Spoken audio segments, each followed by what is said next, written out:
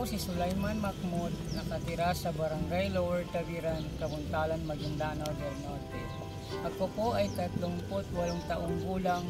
Ako ay solo parent at may 2 anak, isang babae at isang lalaki. Ang aking kapansanan po ay physical, maliit na binti at paa. Pati ang tingin ko sa mga may kapansanan ay sa bahay lang. Binibigyan ng ayuda.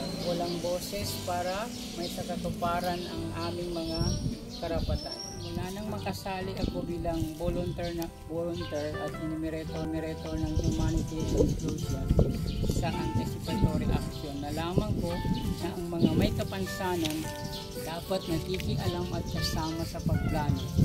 Sinasama kami ng lokal na pamahalaan sa plano at mga programa upang ma-empower kami at may kayat ang mga kapwa ko na may kapansanan na magkilahok sa mga programa,